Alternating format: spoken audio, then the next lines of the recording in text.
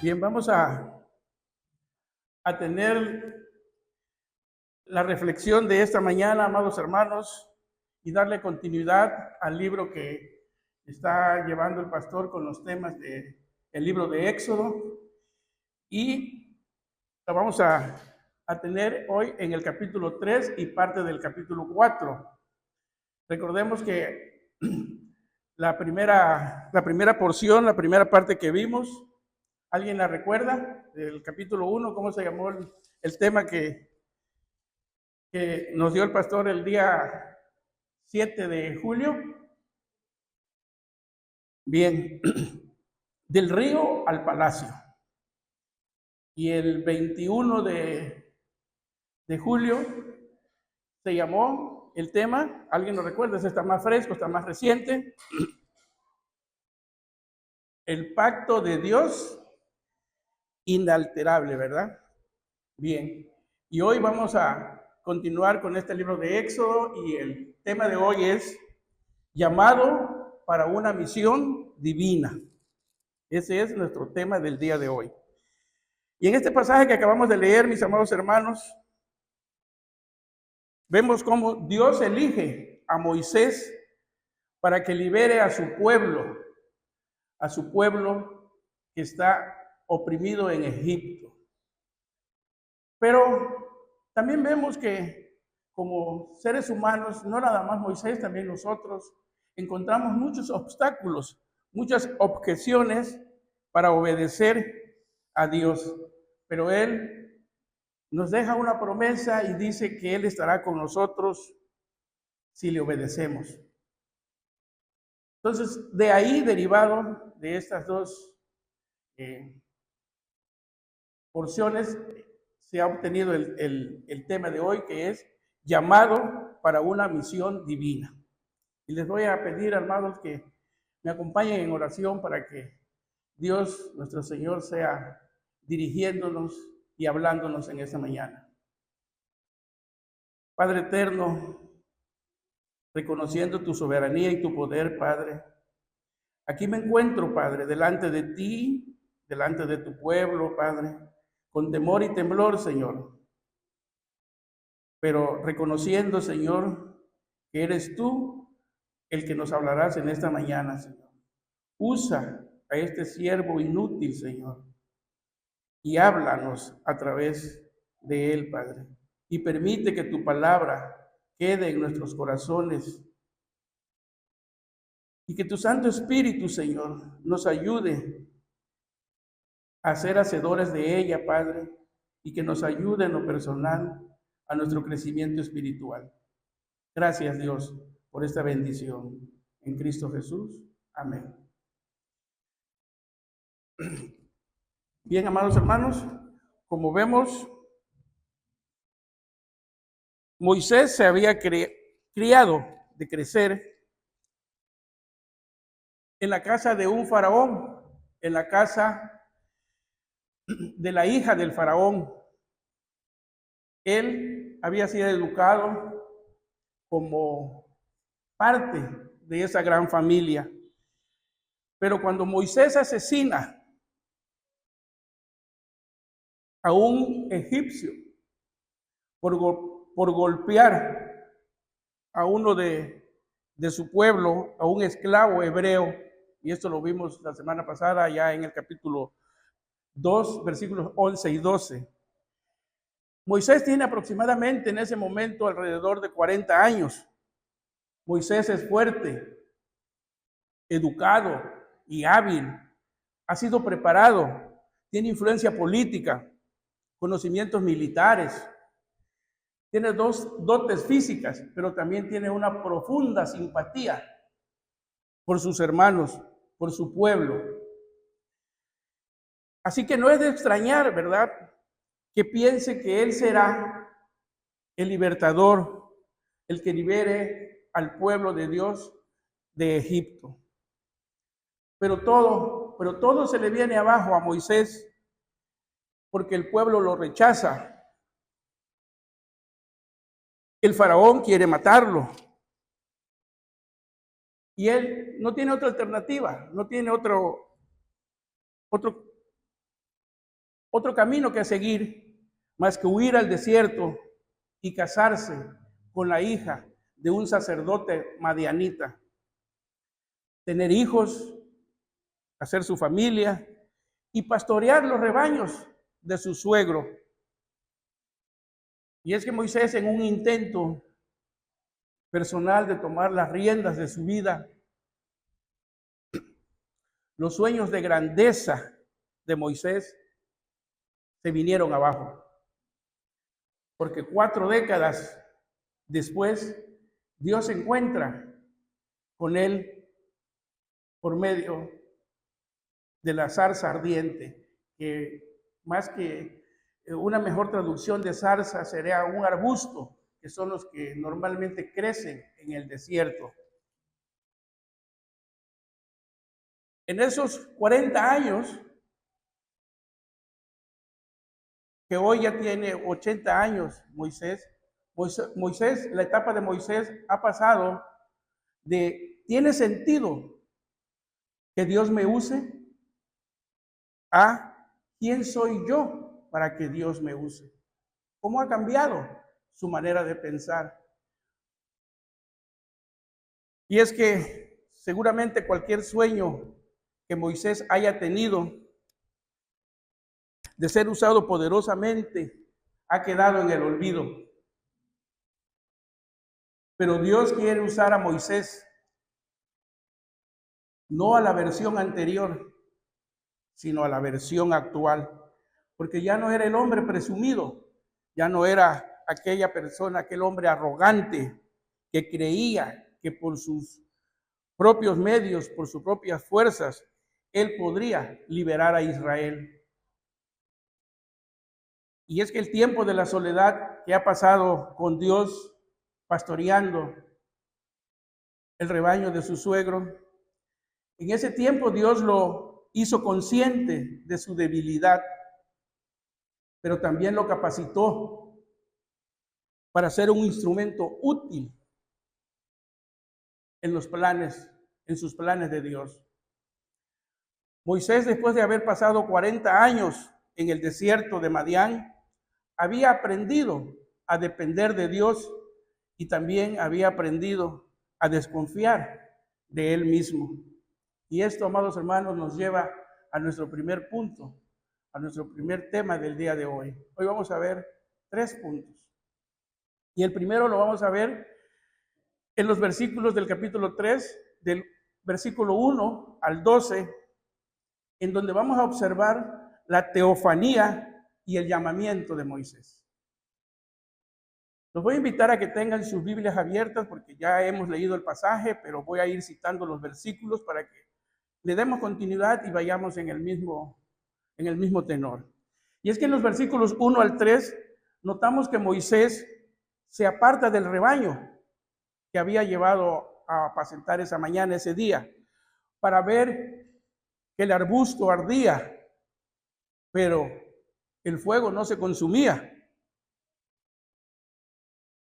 Una de las mayores pruebas de la veracidad de la Biblia, dije veracidad de la Biblia, es la existencia del pueblo, de la nación de Israel, es decir, los hebreos.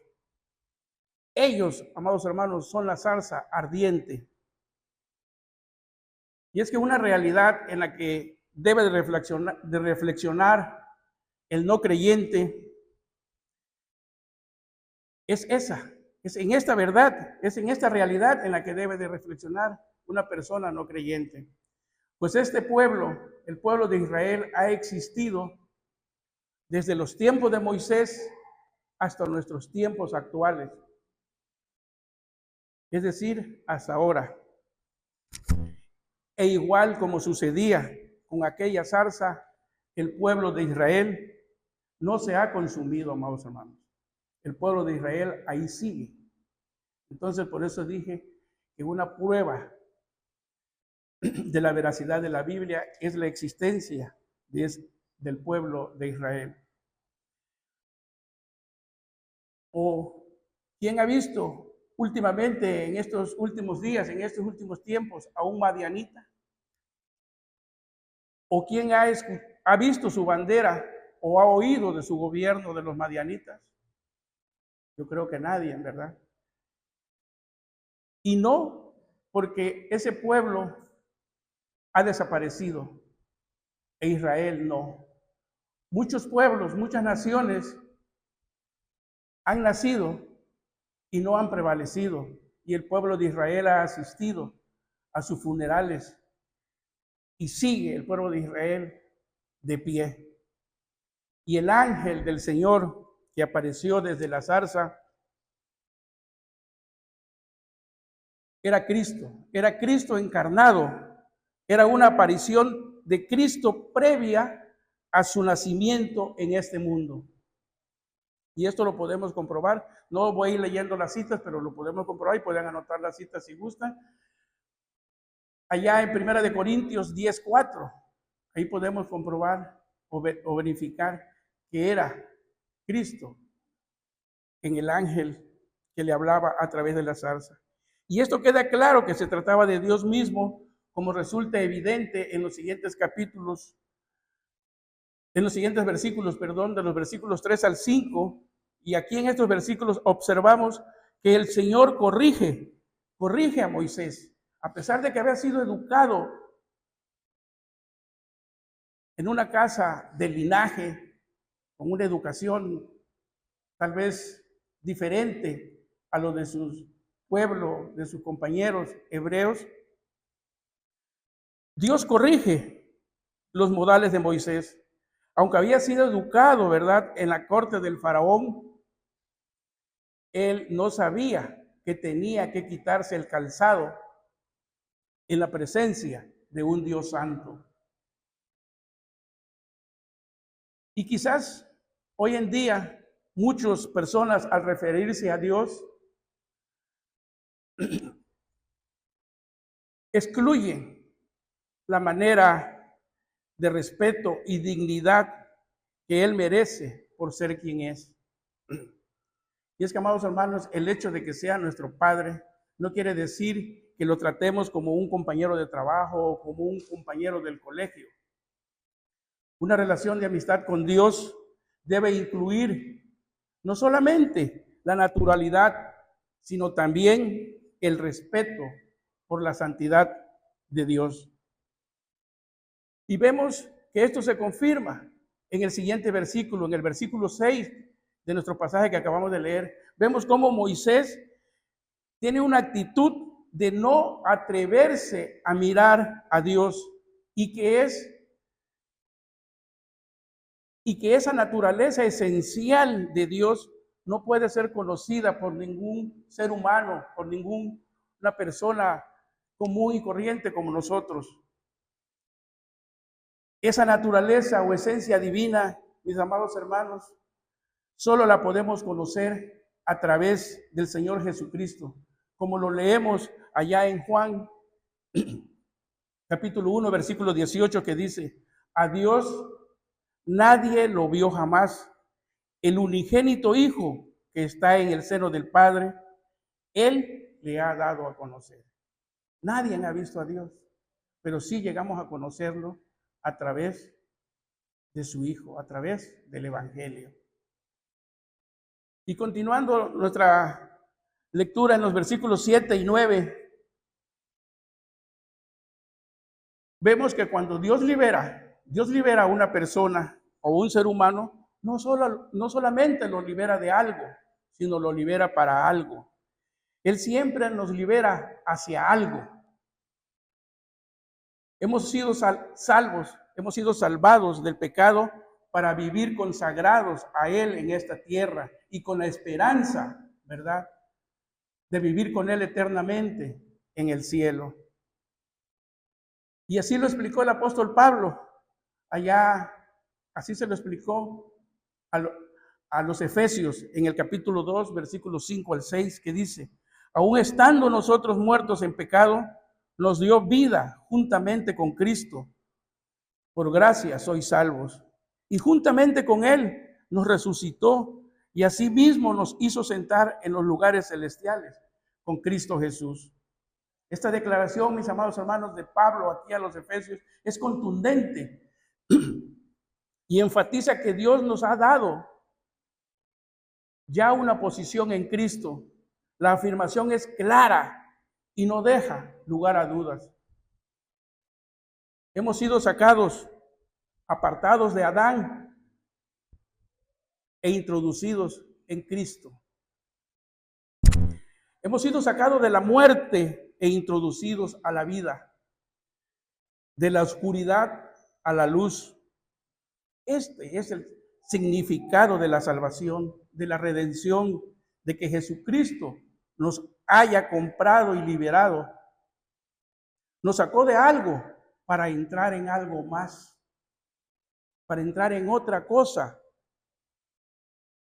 Y Dios iba a sacar a su pueblo del lugar y del estado de opresión en que se encontraba, para llevarlos, guiarlos y que entraran a la tierra que le había prometido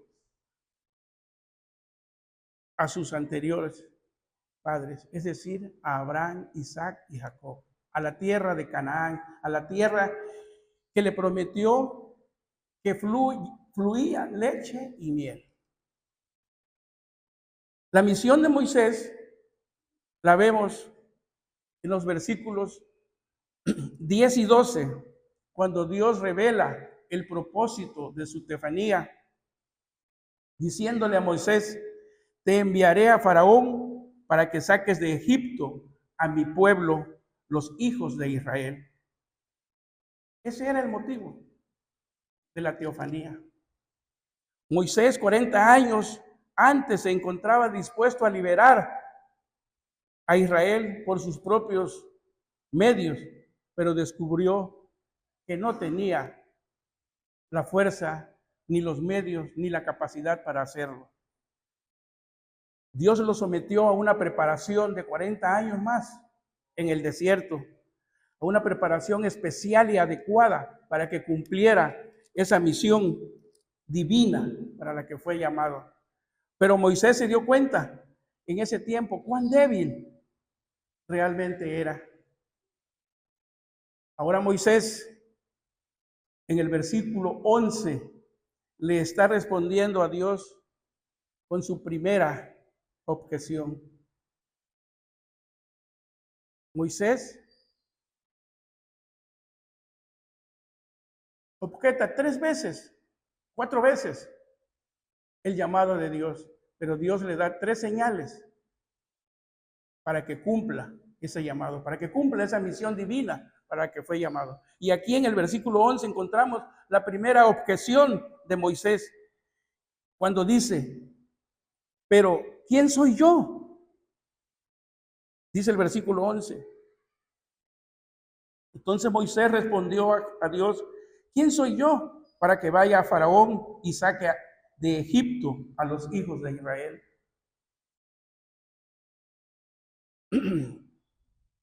Pero Dios le da una respuesta, y la respuesta de Dios no va en el mismo sentido de la pregunta de Moisés. Dios le hace una promesa y le dice: yo estaré contigo. Cuando Moisés descubrió que él solo no podía liberar a Israel, pero que Dios sí podía hacerlo por medio de él, Dios estuvo dispuesto a utilizarlo. Y amados hermanos, una de las razones por la que muchos de nosotros no somos utilizados por Dios es porque nos sentimos demasiado fuertes, demasiado capaces, demasiado inteligentes. Y aquí hago una pregunta: ¿te consideras sabio y fuerte? Si es el caso, mi amado hermano, recuerda que es en nuestra debilidad que somos fortalecidos. Y el apóstol Pablo dice allá en 1 Corintios 1:27, sino que lo necio del mundo escogió Dios para avergonzar a los sabios, y lo débil del mundo escogió Dios para avergonzar al fuerte. Entonces no hay motivo para sentirnos más inteligentes o más sabios. Y aquí tenemos el ejemplo: cuando Moisés y Pablo reconocieron su debilidad, Dios decidió actuar a través de ellos. Y es sorprendente, mis amados hermanos, lo que Dios puede hacer por medio de un instrumento débil, como lo observamos en nuestro siguiente punto, en los últimos versículos de este capítulo 3, del 13 al 22, donde encontramos la revelación del nombre de Jehová. Y aquí, en ese versículo 13, encontramos la segunda objeción de Moisés. Y es que la pregunta que Moisés hace, pues tal vez era razonable, y seguramente nosotros, cualquiera de nosotros hubiera reaccionado de la misma manera y hubiera hecho la misma pregunta. A la pregunta de Moisés, a la segunda objeción en este versículo 13, es cuando le dice, ¿cuál es su nombre? Dice, dijo Moisés a Dios, he aquí que llego yo a los hijos de Israel y les digo, el Dios de vuestros padres me ha enviado a vosotros. Si ellos me preguntaren, ¿cuál es su nombre? ¿Qué le responderé? Moisés estaba buscando pretextos, objeciones para no ir a cumplir esa misión divina a la que había sido llamado. Pero Dios le responde en el versículo 14. Por eso les pedí que lleven su Biblia porque ahí van. En el versículo 14 Dios le responde y le dice, yo soy el que soy. Aquel era el Dios que estaba enviando a Moisés para liberar a su pueblo Israel de Egipto. Y en el versículo 15 vemos que el Dios que había aparecido años atrás, a Abraham, Isaac y Jacob, es el mismo que está enviando a liberar a los israelitas. Pero de igual manera, en los versículos 16 y 18, Dios le había indicado a Moisés cuál sería el rol de su actuación. ¿Qué es lo que tendría que hacer Moisés para cumplir esa misión? Primeramente, él debía de comunicar a los ancianos de Israel el plan de liberación de Dios. Después se deberían presentar Moisés y los ancianos ante el faraón para pedirle permiso de salir durante camino de 3 días para ofrecer como nación sacrificios a su Dios. La idea era informarle respetuosamente al faraón con mucha sutileza el plan de los israelitas antes que manifestarse de una manera brusca la idea de regresar definitivamente a establecerse en la tierra de Canaán. Y leemos en los versículos 19 y 20 que Dios le dijo a Moisés que el faraón no le iba a permitir dejar salir a los israelitas. Dios ya lo sabía, pero esto desencadenaría la campaña divina contra los dioses falsos de Egipto. Pero también le dice Dios a Moisés que para hacer cambiar la opinión al faraón, él enviará plagas que forzarían al faraón a autorizar la salida de Israel de Egipto. Amados hermanos, Dios tenía un plan para liberar al pueblo y verdaderamente lo llevaría a cabo. Verdaderamente iba a cumplir. Porque nosotros creemos en un Dios que no deja nada inconcluso, que es fiel a su palabra, que cumple sus promesas. Y él tenía un plan de liberar a su pueblo y lo iba a cumplir.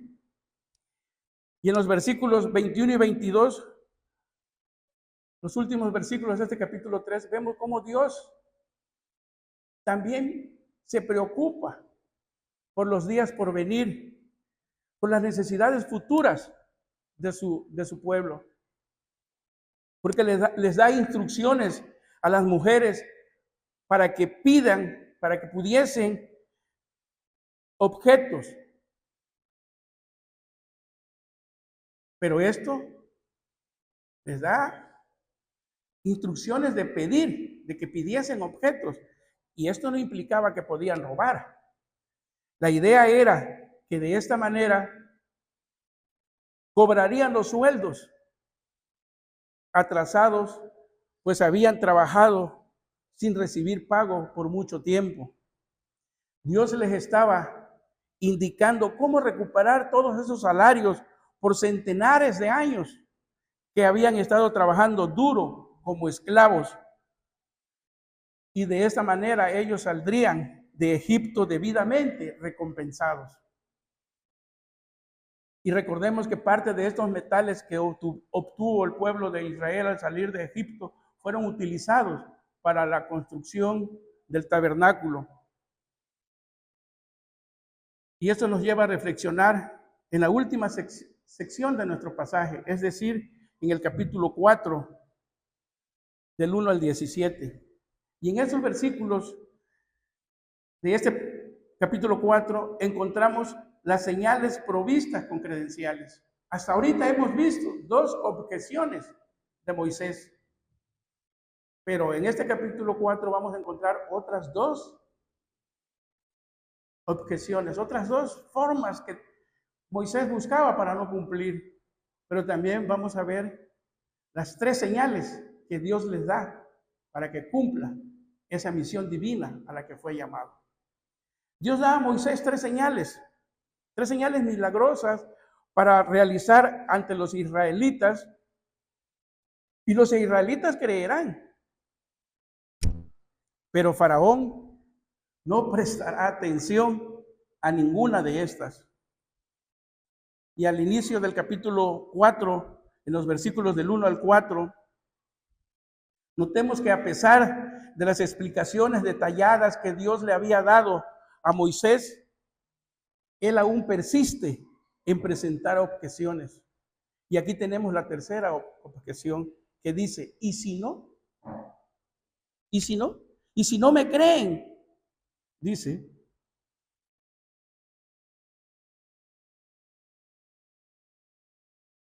Pero Dios tuvo una respuesta para cada argumento expuesto. Y es curioso que recordemos que 40 años atrás en Egipto, este hombre estaba tan ansioso e impaciente que pretendió adelantar los tiempos de Dios, pero ahora se mostraba renuente a aceptar la misión divina a la cual Dios lo estaba llamando. Pero cuando Moisés empezó a enumerar sus pretextos, sus objeciones,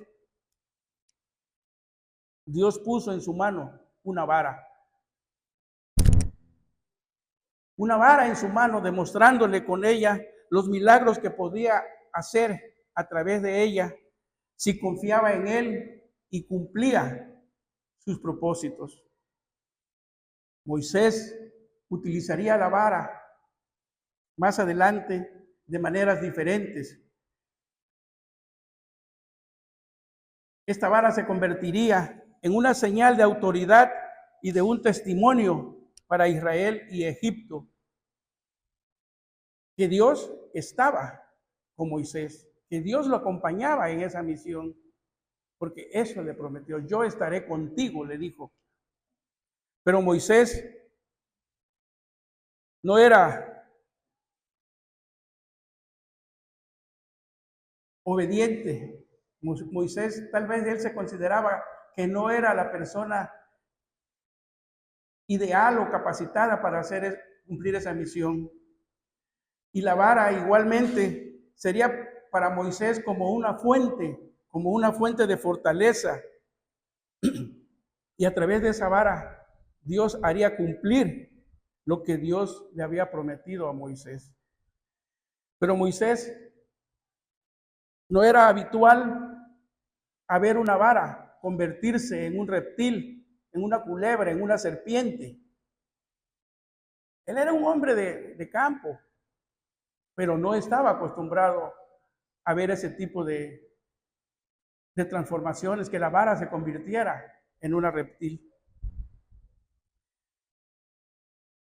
Pero dado que Dios es quien está ordenando las cosas en este momento y Moisés ha aprendido a depender de Dios. Toma la culebra por la cola y esta acción, que en otras circunstancias se hubiese considerado como una imprudencia, se transforma en una demostración de fe, obediencia y valor. Pero notemos algo importante en la vara, y es que en la vara no había un poder intrínseco, no había un poder propio en la vara. La vara simplemente era un instrumento de Dios en las manos de Moisés y que podría ser usado por Satanás o por Dios. Déjenme comentárselo de esta manera, haciendo la comparativa con un billete de un banco. Un billete de un banco nos puede servir para comprar medicamentos, para comprar utensilios, accesorios, cosas para bendecir a otra persona. Pero también ese billete nos puede servir para comprar drogas que dañarían nuestra salud, para contratar a algún malhechor para que cometa delincuencia. La vara no tenía ningún poder.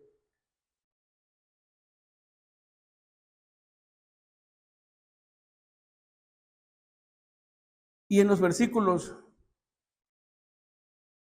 6 y 8 del capítulo 4 vemos que Dios le ofrecería otra prueba más de su poder, como una lección más antes de que Moisés emprendiera el viaje para cumplir esa gran misión divina a la que había sido llamado. Y leemos que Jehová vuelve leprosa la mano de Moisés cuando le dice, mete tu mano en el seno y ahora sácala. Cuando la saca, su mano está llena de llagas, está leprosa. Es otra muestra de poder que le está dando Dios a Moisés. Y le vuelve a decir, vuélvela a meter y ahora sácala y su mano está limpia. La mano ha sido sanada. Y es que la lepra era una enfermedad muy temida en aquellos tiempos. Además de temida, era algo incurable en esos tiempos, en los tiempos de Moisés. Y esta señal, amados hermanos, parece indicar que Moisés, por la voluntad de Dios, podía realizar obras de juicios y que por el poder divino haría posible el remedio. Pero al igual que el primero, todo dependía de la obediencia del siervo, de la obediencia de Moisés. Y le dice, y continúa en el diálogo Dios con Moisés y le dice que si no le creyeren con estas dos señales anteriores, le daba otra tercera, que fuera y tomara agua del río Nilo y la vertiera en la tierra y esa se iba a convertir en sangre. Ya no hubo necesidad de hacerlo porque esa es la prefiguración de la primera plaga que Dios envía a Egipto por su necedad de no dejar salir al pueblo de Israel. Y en el versículo 10, Moisés manifiesta, amados hermanos, su cuarta objeción, su cuarta negación. Y le dice que él es tardo de hablar, que él no tiene manera, no es elocuente, no es fácil de comunicarse. Y ese muchas veces es el pretexto que nosotros tenemos para compartir las buenas nuevas. Y nos negamos a llevar las buenas nuevas del Evangelio fuera de estas cuatro paredes. Nos negamos y diciendo, yo no estoy capacitado, eso le corresponde al pastor, le corresponde a los líderes. Pero no. Ese es algo que nos corresponde a cada integrante de la iglesia. Es un mandato, no el mandato lo ordenó el Señor nada más para los letrados, para los más preparados. Y Moisés estaba haciendo uso de este pretexto. Moisés estaba diciendo, no, yo no puedo ir. Yo soy tartamudo, soy tardo para hablar. Y bueno, expresa una preocupación genuina, tal vez de alguien que debe de presentarse ante un palacio, ante una corte, sobre todo del faraón, que en aquellos tiempos eran unas personas muy preparadas, eran muy aristócratas. Sin embargo, la trayectoria de Moisés demostraría que era capaz de comunicarse bien cuando las circunstancias así se lo requiriese. Él pone esta excusa porque no se sentía la persona adecuada para esta misión divina. Y veamos cómo Dios le responde allá en los versículos 11 al 13 del capítulo 4. Moisés no ha entendido que al cubrir de lepra la mano de Moisés y luego curársela, el Señor está demostrando que tiene poder para obrar en y a través de lo creado, incluyendo la boca de Moisés. Dios le está diciendo a Moisés que quería poseer su mano y su boca y su corazón, porque recordemos que nuestra boca habla de la abundancia de nuestro corazón. Y lo mismo nos está diciendo Dios hoy a nosotros, amados hermanos. Dios no quiere nuestro dinero, no quiere nuestras capacidades. Dios nos quiere a ti y a mí. Y si Él posee completamente nuestro ser, por ende, tendrá el resto. Pero debemos de tener esa disponibilidad. Y ya sin excusas, Moisés aún hace el último intento de declinar su misión. En los versículos 14 al 17 observamos que Aarón se convierte en el portavoz de Moisés.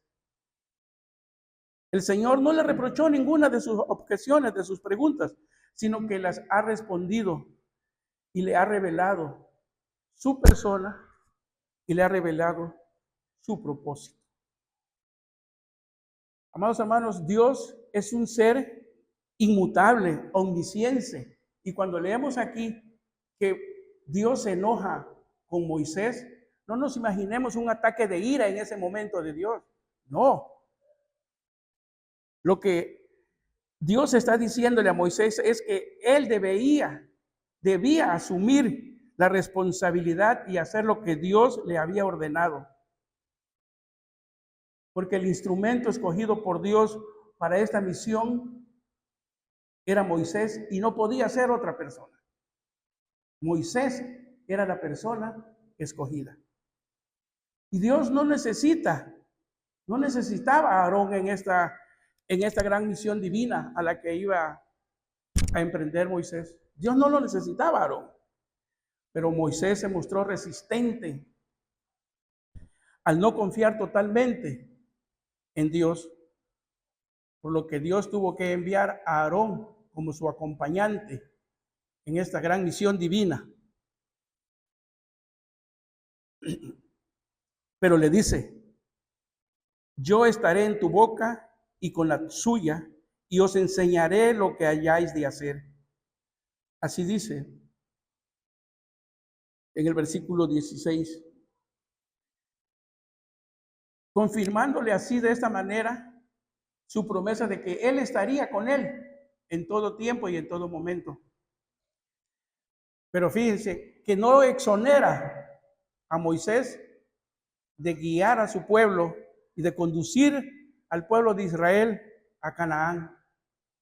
Le pone un acompañante, pero tú eres el elegido. Tú vas a llevar a mi pueblo a la tierra prometida. No lo exonera de ese llamamiento. Y notemos también que la ayuda del hermano mayor de Moisés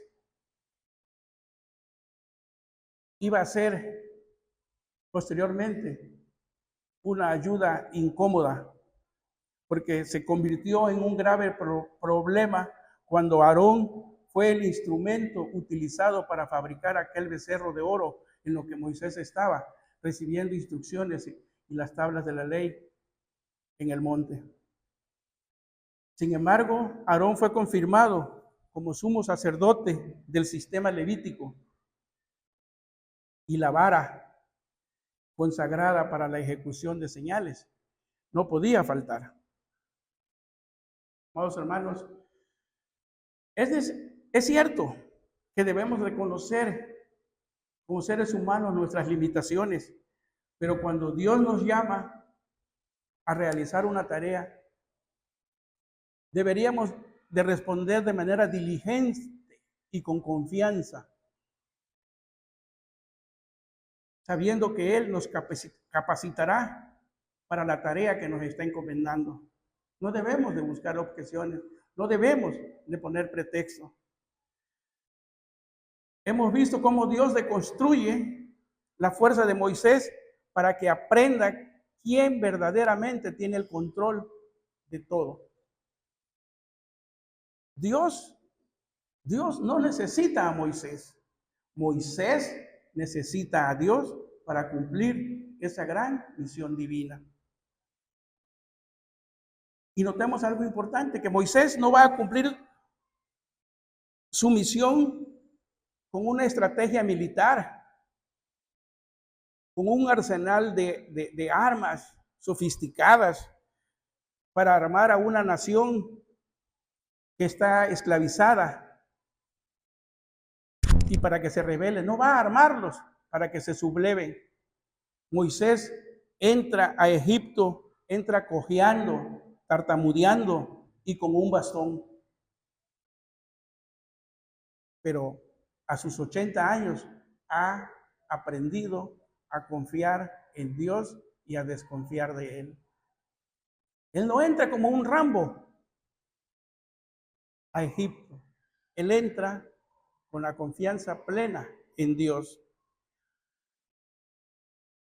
Moisés entra cojeando, tartamudeando y con un bastón, pero por medio de él Dios derrocará a la nación más poderosa del mundo y redimirá a su pueblo de la esclavitud.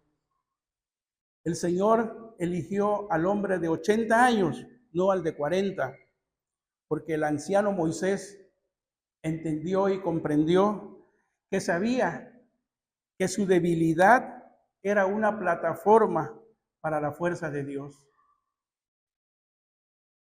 Tal vez, mi amado hermano, te preguntes, igual que Moisés, ¿quién soy yo para que me uses? Pero recuerda que es ahí, en esa confesión de debilidad. Dice Pablo allá en 2 de Corintios 12, versículos 9 y 10, dice que es ahí, en esa confesión de debilidad, donde se perfecciona su poder, se revela su gloria y resplandece su gracia. Eso le dice el apóstol Pablo a los Corintios. Amado hermano, yo te invito a que abraces la debilidad y experimentes el verdadero poder. Puede que Dios te haya dado dones extraordinarios, pero estos dones pueden estarte impidiendo tener una relación más profunda con Él.